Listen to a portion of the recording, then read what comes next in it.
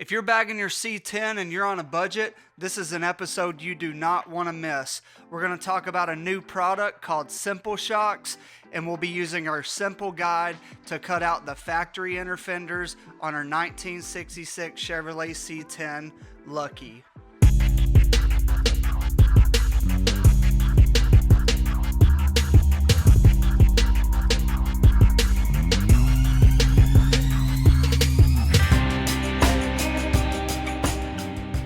Hey guys, I've hinted around about SIMPLE.SHOCKS a few times because I'm really excited about it to offer this on the website.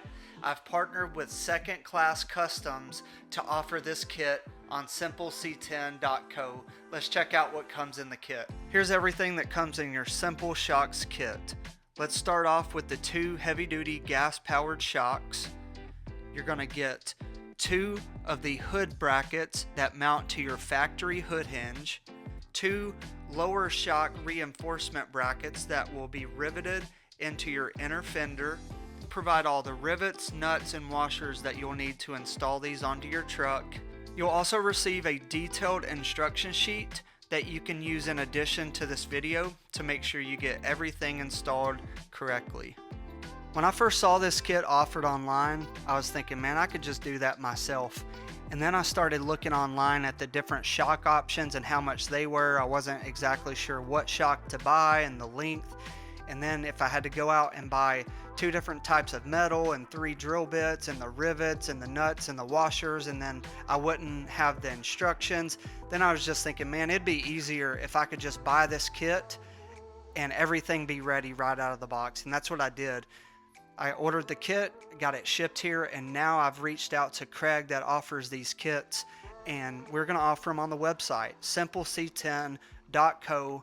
You can purchase them there, and all the items that you see here will be shipped directly to you. Hey, if you're new to bagging C10s, let's talk about the why behind these hood shocks. The main reason why we need hood shocks is because whenever we get ready to cut out our inner fender right here to allow the wheel to go up further and lay the truck all the way out, we're going to have to eliminate this factory spring.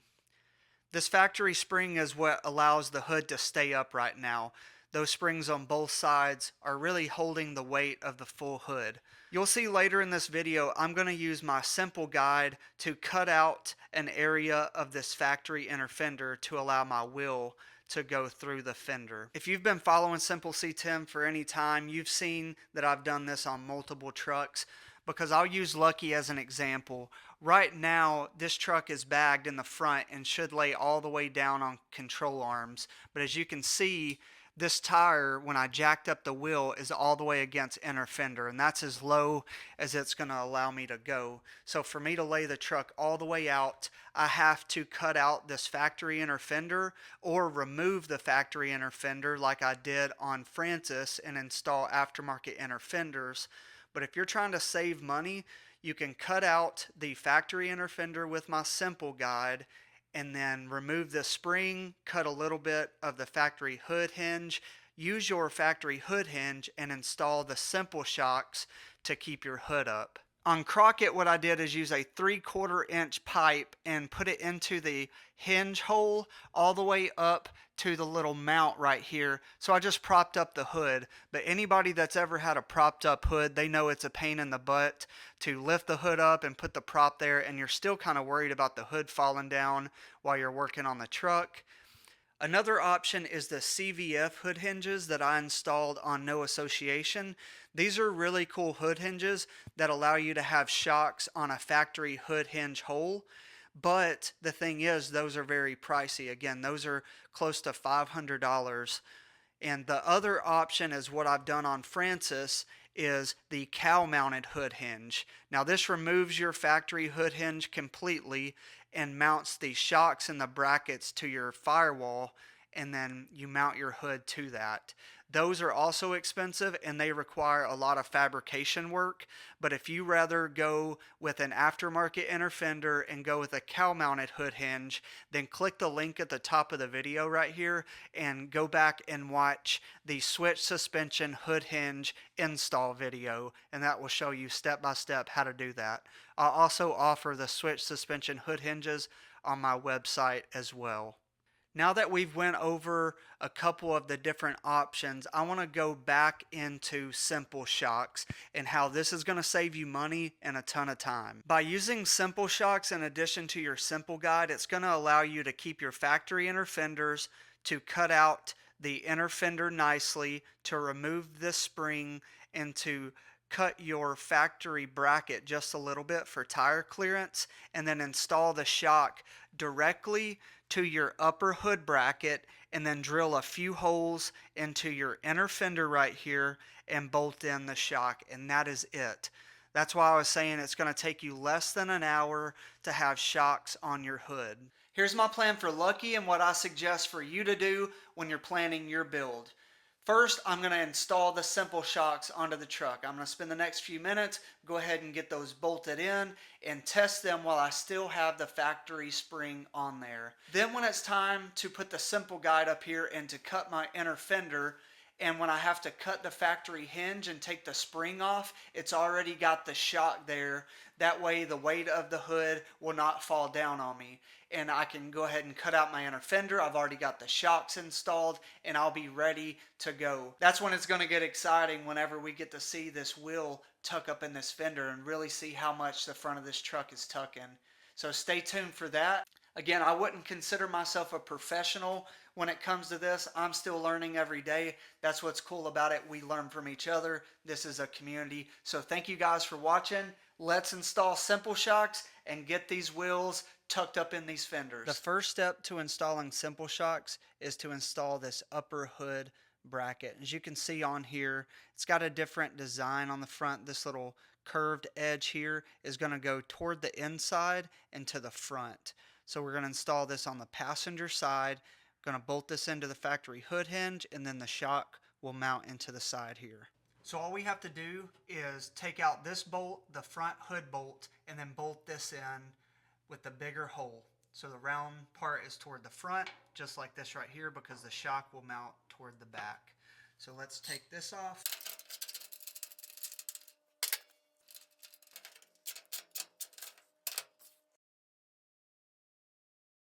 Next, we'll grab one of our shocks and we'll go ahead and grab the hardware. You'll need one washer and one nut at this time. Go ahead and grab your shock, and we're going to install this part at the top right here. And then once we know everything aligns correctly, I'll go back and put a little Loctite on the threads.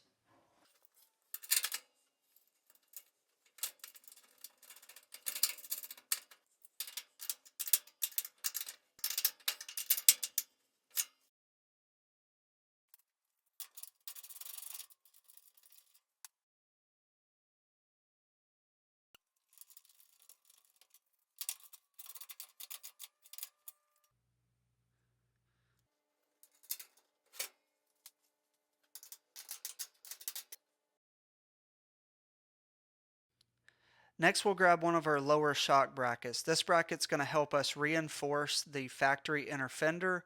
We'll use some tape on the inner fender as a guide to drill our 5 holes. 4 of those will be used for rivets, and 1 will mount the shock in the middle. As you can see right here, with it mounted in, the shock would go about right here. So we're just going to put a piece of masking tape down this whole section right here. So I'm naturally letting the shock dangle here right to where I think it's going to bolt in straight. I'm going to slide this bracket onto the lower shock mount and then put it onto the inner fender. Now that I have this right where I need it, I'm going to mark the 5 holes, and then we'll drill our holes to mount this bracket.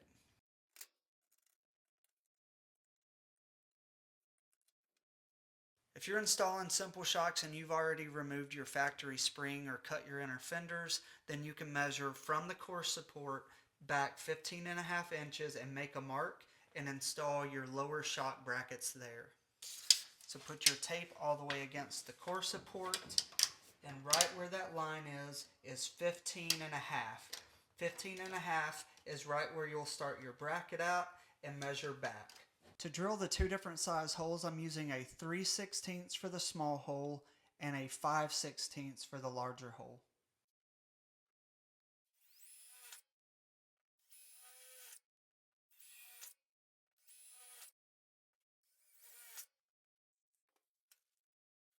Alright, I drilled the 5 holes, 4 for the rivets, 1 for the shock mount. Now we'll go ahead and mount in the bracket. Go get you a rivet gun if you don't already have one. Harbor Freight's got them for like 10 bucks. Put your rivet into the rivet gun and we're going to slide this into the bracket.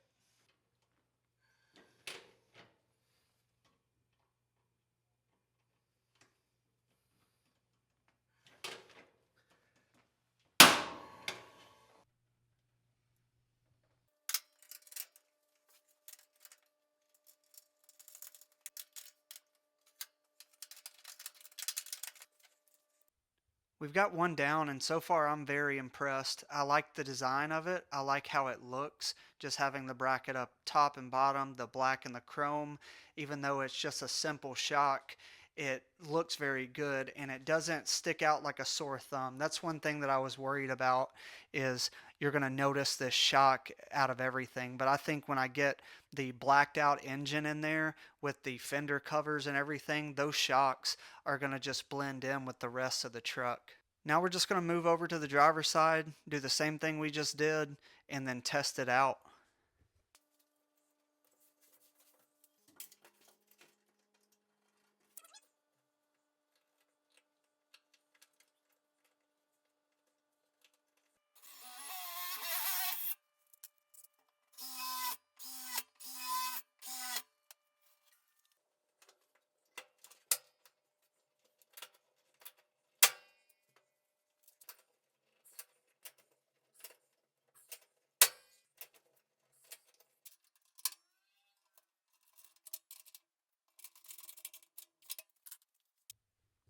Alright guys, that is a wrap on Simple Shocks. Those took me about 20 minutes to install. I painted the hardware pieces whenever I got them, so if you want to go ahead and paint those whatever color you're thinking beforehand, you can install them without damaging them, and it's super easy to do. If you've got all the tools in the rivet gun already, you'll be ready to rock and roll and have shocks on your truck in less than 30 minutes. Alright, now it's time to test these things. I'm going to put my phone in the engine bay and record it as I shut the hood.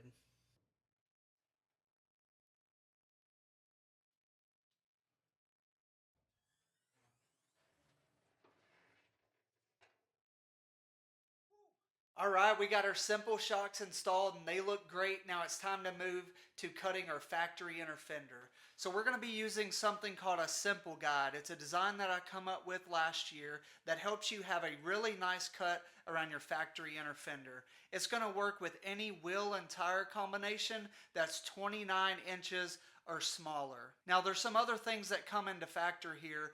Some of the back spacings are different than transport wheels, and they may make the tire stick out further in the fender, and this may not work for you. But you can use this as a guide and maybe have to trim or make the hole bigger if you need to for different back spacings and things like that. Now that I'm talking about that though, I do want to focus on that for a second. When you get ready to install wheels and tires on your truck, you have to know the back spacing and width of your wheels and tires before the build. That's one of the most important things that you can do. So many times I see people getting ready to bag their truck, they buy a Detroit steel wheel, they don't get the right back spacing, and their wheels won't tuck correctly. And that's just a shame, man. I hate for anybody to spend money and then feel like they wasted it on that. So make sure your back spacing is correctly. There's a ton of stuff on forums. Feel free to reach out to me and I'll help as much as I can.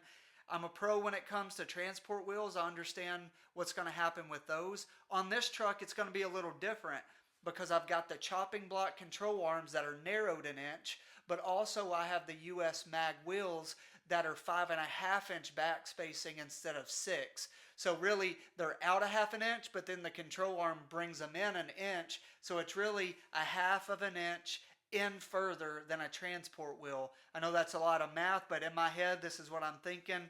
Also, these are forward an inch. So I brought that into mind with the Simple Guide. Now, the Simple Guide is created for factory control arms or any aftermarket control arms, but not necessarily forward and narrowed an inch.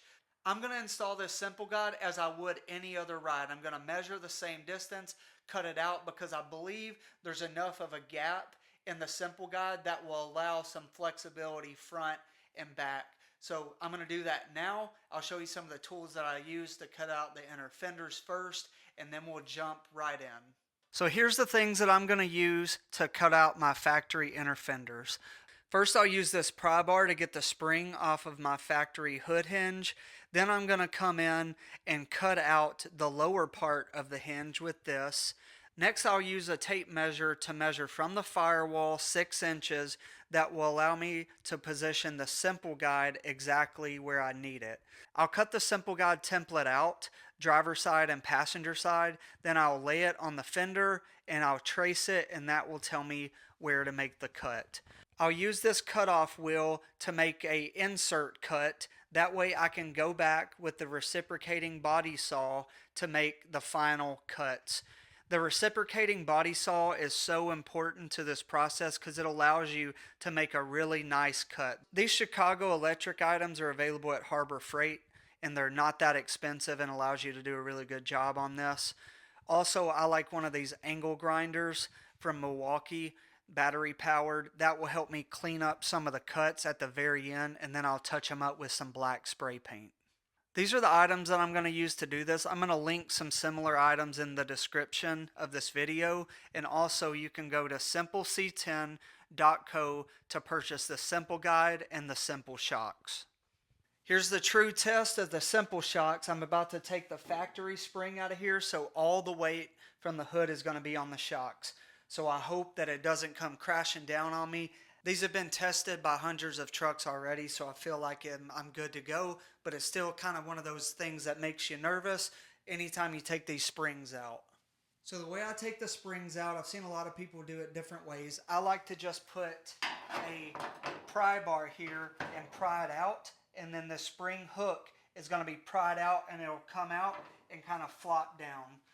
Usually it doesn't shoot out too crazy, but if you have a nice painted truck and you don't want it scratched up, right now is the time that you need to put a canvas cloth or something over the truck to keep it from getting damaged. That's what I'm going to do now, even though I am going to get lucky, touched up and painted the fenders, the door, some other things. I'm going to go ahead and do that.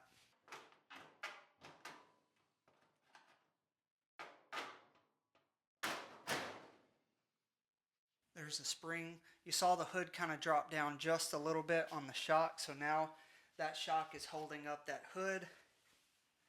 Whew, that made me a little nervous.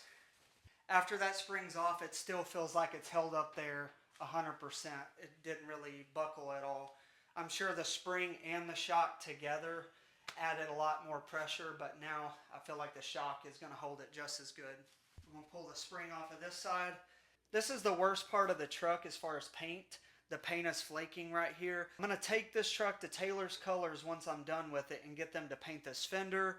They're going to paint the door and the fender on that side, and also there's a dent in the back of the cab that they're going to fix. But Lucky is going to look really, really nice when I'm done with it. Cannot wait. But let's go ahead and get the spring out, and then we'll be good to go.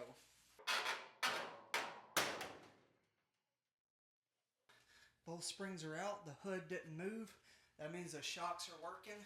But I am going to go ahead and test them now before I start cutting. What I was worried about is the shocks kind of holding up the back of the hood because they seem really, really strong. But after I took the factory springs out, it gave it just the perfect amount of rigidity where the hood goes down much easier now. Still has a little bit of force, but it goes down by itself slowly. I'm going to test it opening it.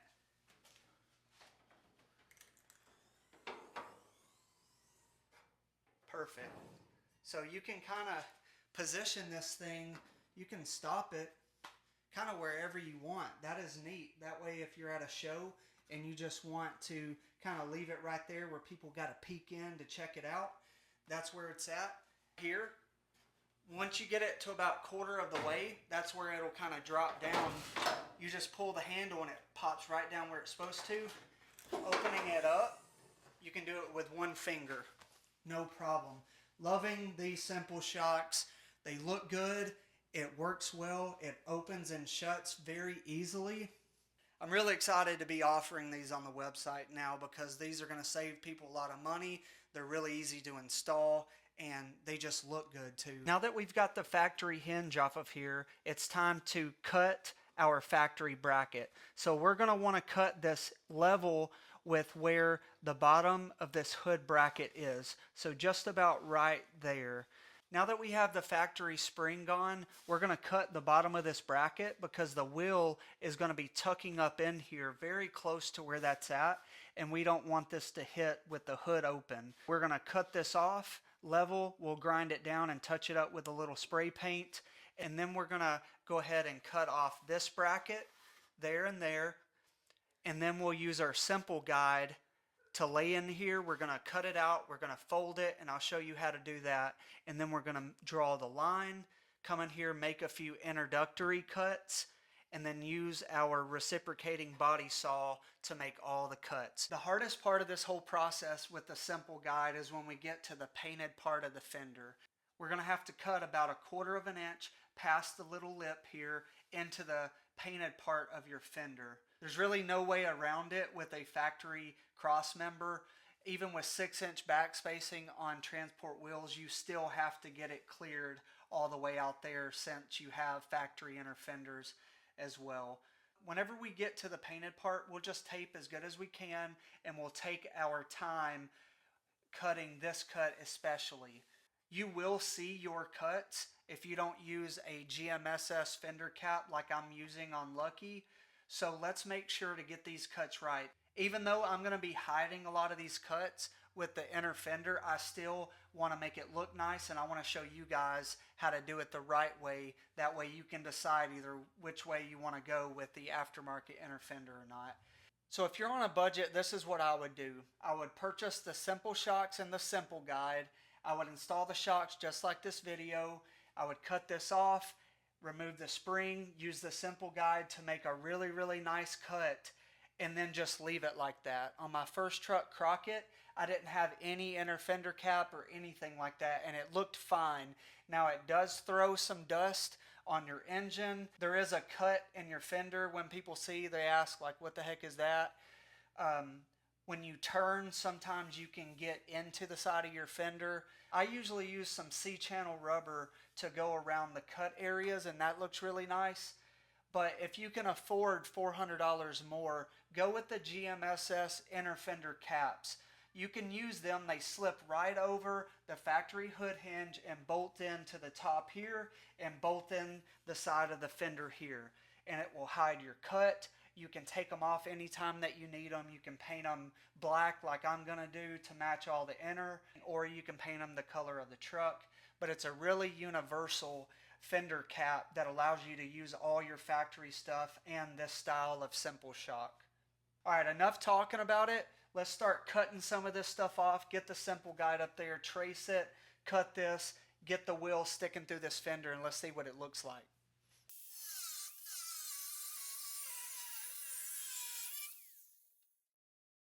Got that cut. Now it's time to just cut these off. Couple different ways that you can do this. What I usually do is just cut it even right here and then even at the bottom. This bottom cut doesn't matter as much because we're about to cut that whole section out anyway. The top cut does matter because we're going to grind this down, and then that cap is going to cover it. If you're not using the GMSS cap, it is really important that you make this top cut look really good. You can either cut it and grind down the ledges, or you can take a pinch weld bit and cut out all the little pinch welds right here and then pry that piece off and grind it down. Or another way that I've done in the past, you can just take a drill bit and drill out all those, and then you've got 4 holes there when you're done. If you're going to leave it, it's not that big of a deal. If you're going to cover it, drilling those out is probably the best option. I don't know what I'm going to do yet. I'm just going to cut it off right now, and I'll decide the other part later on. For those that are not using fender caps that are going to hide all this, what I would do is match the angle right here and just draw a line close to it, and you can do your cut, and then you can always go back and grind it and make it look better. But you don't want to get too far into the fender because then you're going to see everywhere that you cut. So cut a little out further and then grind it down to wherever you want it.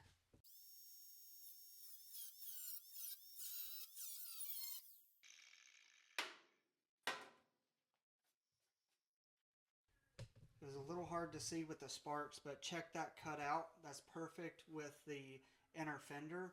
You just have to grind down this little lip and smooth it out and it'll be great. This is exactly what it should look like before installing the simple guides. We've got the hinge cut, this little bracket taken off because we're about to cut out the simple guide and lay it onto the inner fender and trace it and then cut out the hole, and guess what? That's it. We've got the hole cut out. We'll clean it up a little bit and touch it up with some black paint on the areas we cut so it won't rust. Here is the simple guide inner fender template. All we're going to do with this template is cut it out around the outside, then we're going to fold it along the dotted lines here, and it's going to tell you which side goes to the front on the driver's side and on the passenger side, and that is it. Once we get it folded, it'll match the contour of the inner fender. We'll take a white wax pencil and then we'll trace it, and then we'll make a few cuts and use a reciprocating saw to go all the way around the inner fender template, and we've got our hole cut.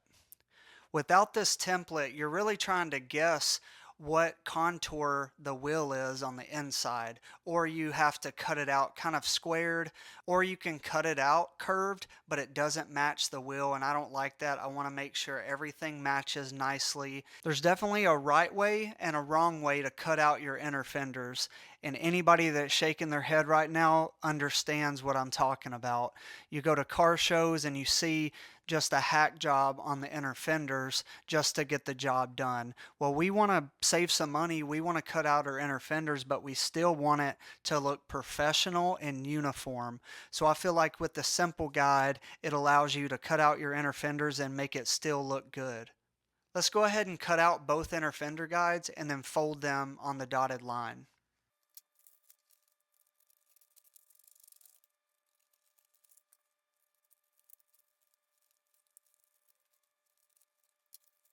I like to get a hard edge of some kind. This level was laying around, so I'm going to use that.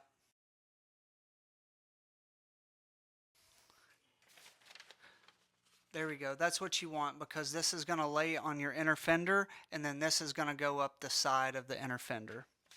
That's how we're going to make our line. Let's go ahead and fold the other one. I'm going to grab our passenger side front and then go ahead and lay it on the inner fender and begin to make our lines. To know where the template goes, we're going to make one measurement. We're going to measure all the way back here, not the front, all the way to the back here. Measure from there to 6 inches and make a mark.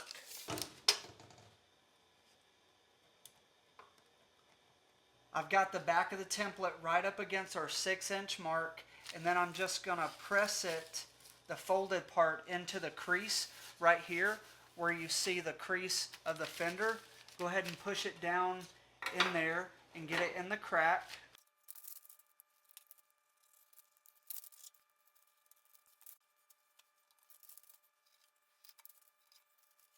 You can faintly see my line. I can see it just fine. My wax pencil sucks today, so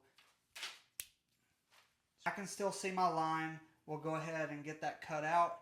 I'll get me another pencil for the other side because this one is trash. We've got our line here. For the front, what you're going to do is put a piece of tape right where this drops down, right where it gets flat again. So you'll go on the flat part of the fender, not in the hump. Go down and a little bit past the fender right here. So we're going to go across. What I like to do is pop me a piece of tape, a couple layers of tape right here to give me a good line to go by, because this is going to be the most important cut so we don't make a mess.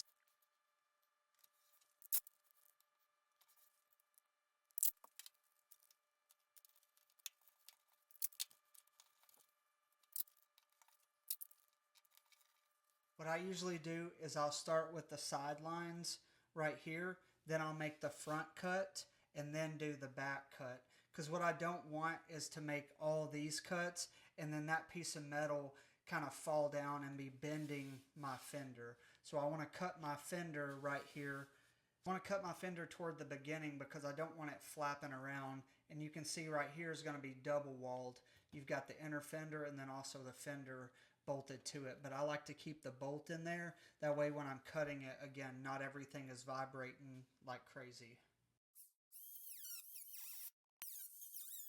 There's an example of an introductory cut, just a small slit that we're then going to stick the jigsaw into to make the cut. Alright, I'm not a pro at using this tool, but a few things that I've learned, I think this is the 4th set that I've cut out. If you start to feel like you're getting off track again, don't overcorrect or you're going to make everything look jagged. Just go with the flow and get back to where the line is. That way you have a subtle shift instead of jagged edges everywhere. Also, when you come to the end of a cut, let go of the trigger and let the blade stop before you pull it out. If you try to pull this out when it's still going up and down, you're going to jab it and hit the fender or something. So let it come to a complete stop, then pull it up. That's another trick.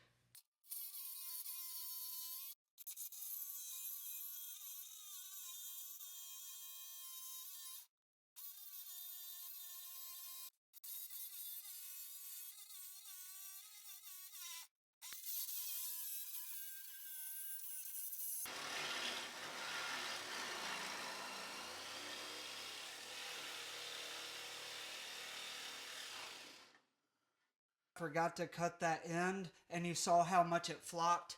That's what you don't want. So I'm kind of glad it happened like that so you could see why I like to cut that front part first.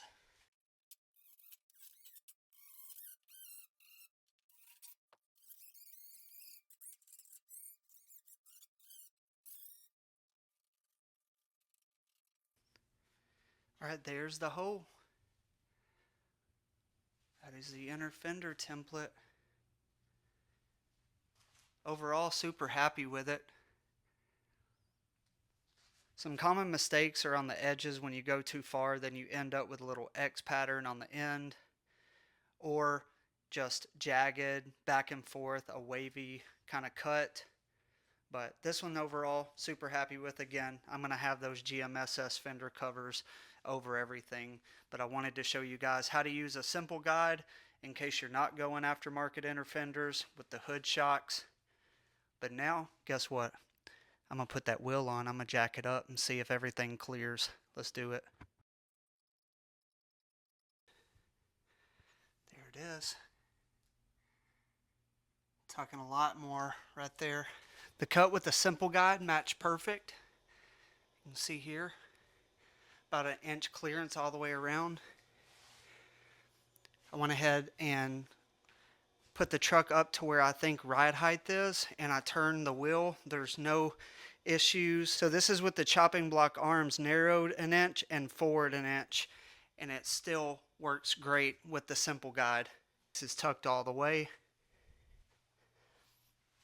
When you jack it up, it barely kisses the tire right here on the inner fender. Right when you reach the maximum drop, it just goes, presses up against it, which right here wouldn't be drive height anyway. I can bump it up just a little bit and just skim across the ground with it tucking real nice. And then just a little bit more air and I've got full lock to lock with no issue. Looks great. So now I just have to do the other side. This looks good. Super happy with it. There's a glimpse of what the simple shock with the simple guide and the wheel in there looks like. Once I get all this cleaned up and painted in the GMSS fender cap, it's going to look great.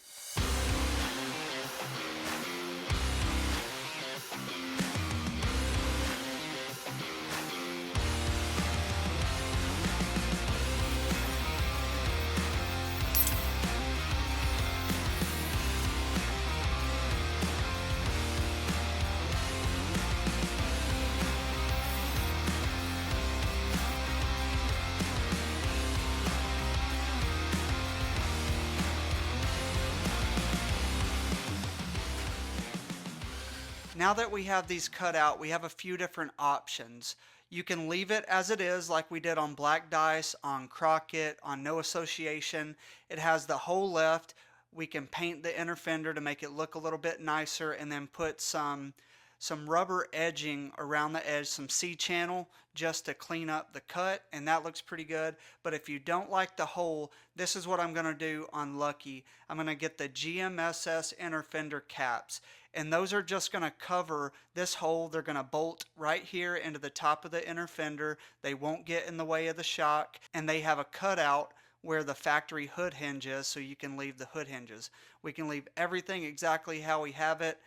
The fender will bolt into the side of the fender here just a little bit on the edge. It'll cover the hole, and then it'll bolt in to the top with some riv nuts and hardware. In case you just want to leave the hole or maybe get GMSS inner fenders later, I'm going to show you kind of how I tape off a few areas and just spray paint the inner fender and the hood hinge and make it look really good to have the hole left.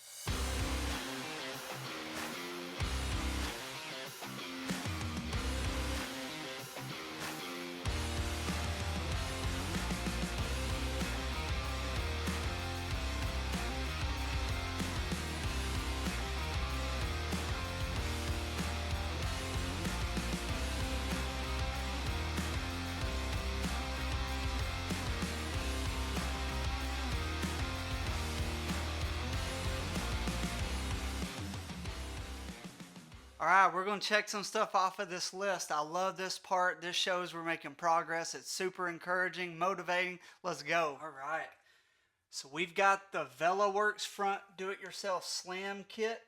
That is done. I like to fill the box in.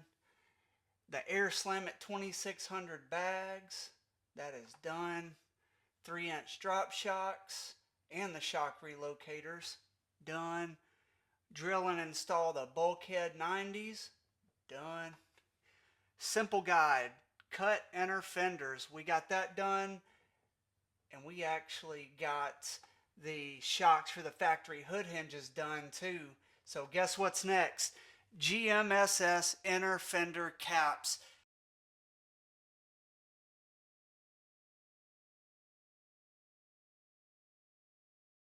Once the fender caps are on there, one thing that I left off the list that I mentioned in the first video, power steering. There it is. I've got power steering and the bracket ready to go on. I'm going to wrap up the front and move on to the rear of the truck. When I hop to the rear of the truck, I've got a stack of TenWorks parts ready to install.